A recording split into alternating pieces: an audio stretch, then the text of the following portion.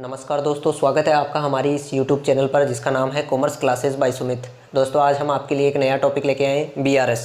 It means bank reconciliation statement, Hindi में बोलते हैं बैंक समाधान विवरण। तो सबसे पहले दोस्तों बात आती है कि BRS क्या चीज़ होती है। बैंक रिकन्सिलिएशन स्टेटमेंट एक ऐसा स्टेटमेंट होता है जो कैश बुक और पासबुक इन दोनों के जो बैलेंस होते हैं, इनके जो बैलेंस होते हैं कैश बुक के और पासबुक के बैलेंस में जो डिफरेंस होता है उसको दर्शाने वाला एक स्टेटमेंट होता है जिसे हम BRS कहते हैं। BRS क्यों बनाया जाता है? BRS कैश बुक और पासबुक इन दोनों के मध्य डिफरेंस पता लगाने के लिए BRS बनाया जाता है। अब वो कारण है जिन कारणों से BRS बनाया जाता है, आइए जानते हैं वह कारण क्या है।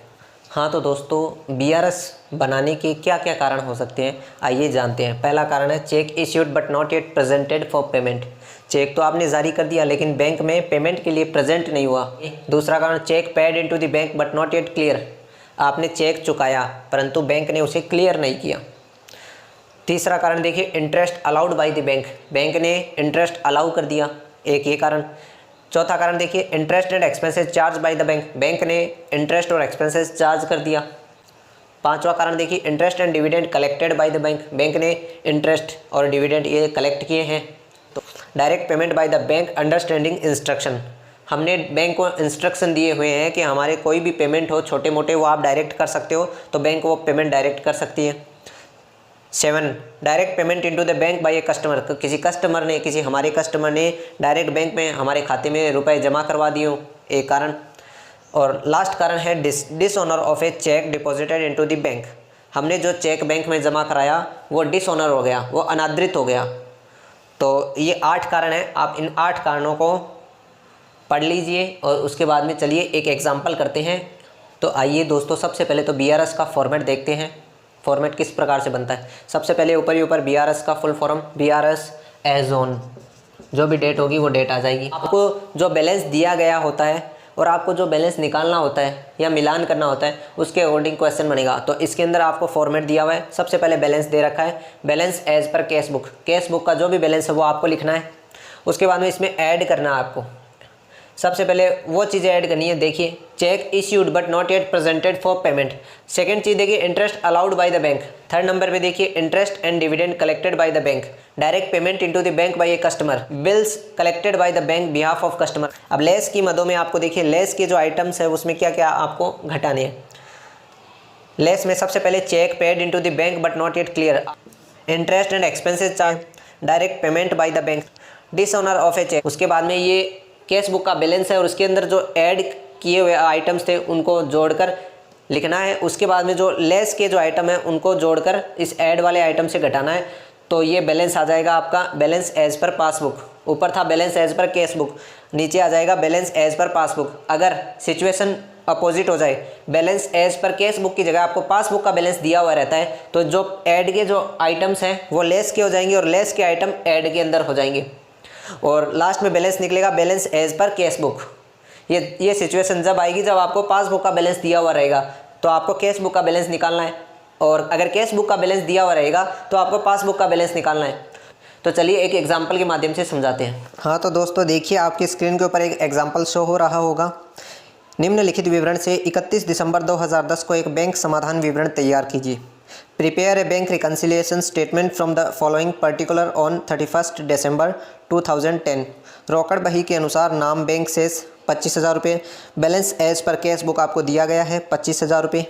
उसके बाद में सेकंड पॉइंट है चेक जारी किया किंतु भुगतान के लिए अभी तक प्रस्तुत नहीं हुआ 8,900 रुपये, मतलब चेक इश्यू कर दिया परंतु अभी तक पेमेंट के लिए प्रेजेंट नहीं हुआ है। थर्ड चेक बैंक में जमा कराए गए किंतु अभी तक बैंक में क्लियर नहीं हुए 12,300 रुपये, check deposited into bank but not yet collected by the bank. Fourth number पे बैंक ने ब्याज दिया 1250 रुपये का इंटरेस्ट है वो अलाउ किया है। 5 नंबर पे आ रहा है बैंक के जो खर्चे हैं 250 रुपये के वो रोकड़ बही में नहीं लिखे।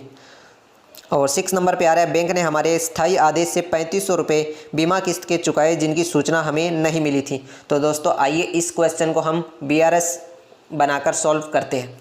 तो आइए दोस्तों इस क्वेश्चन को हम सॉल्व करके आपको दिखाते हैं। सबसे पहले आपको balance as per cash book लिखना है क्योंकि आपको बैलेंस दिया गया है कैश बुक के according. Balance as per cash book 25,000 रुपये। अब आपको ऐड करना है। ऐड करने के लिए आपको क्वेश्चन में जो सेकंड पॉइंट दिया गया था कि चेक जारी किया परंतु अभी तक भुगतान के लिए प्रस्तुत नहीं हुआ 8,900 रुपये का, तो वो आइटम ऐड होगा। आपने फॉर्मेट के अंदर देखा था, check issued but not yet presented for payment, 8,900 रुपये। थर्ड लाइन में पढ़ा था चेक बैंक में जमा करवाए लेकिन अभी तक संग्रहित नहीं हुए, क्लियर नहीं हुए, तो वो लेस की आइटम है, ऐड के अंदर नहीं आएगा। तो लेस के अंदर यहाँ पे लिखेंगे लेस, कुछ 4-5 लाइनें छोड़ के लेस का आइटम है। चेक डिपॉजिटेड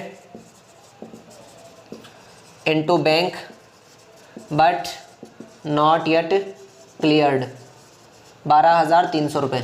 आगे आपने फोर्थ लाइन पढ़ी थी, बैंक ने ब्याज दिया 1250 रुपये का, तो ये यहाँ पर ऐड के अंदर आएगा। Interest allowed by the bank, bank के द्वारा आपको इंटरेस्ट दिया गया 1250 रुपये का, ये ऐड होगा। बैंक के जो खर्चे थे वो आपने रोकड़ बही में नहीं लिखे, तो आइए उसको हम लेस कर देते हैं। बैंक एक्सपेंसेज, बैंक चार्जेस या एक्सपेंसेज 250 रुपये, उसको आपको लेस करना है। 6 लाइन में आपने पढ़ा था बैंक ने हमारे स्थायी आदेश के अनुसार बीमा किस्त चुकाई 3,500 रुपये की, तो वो आइटम भी अब लेस होगा। Insurance premium paid by bank, paid by the bank 3,500 रुपये। तो दोस्तों ये था हमारा एग्जाम्पल। अब आइए ऐड की आइटम जोड़ लेते हैं, फिर लेस के आइटम घटा देते हैं।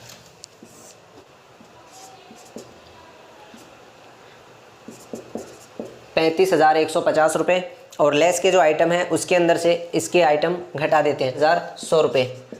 तो ये हमारा बैलेंस एज पर पासबुक बचा, बैलेंस एज पर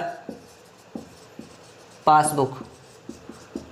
इस प्रकार से हमारा एक एग्जाम्पल तैयार हो गया। आई होप दोस्तों आपको BRS समझ में आया होगा। वीडियो को लाइक करें, शेयर करें और चैनल को सब्सक्राइब करना न भूलें।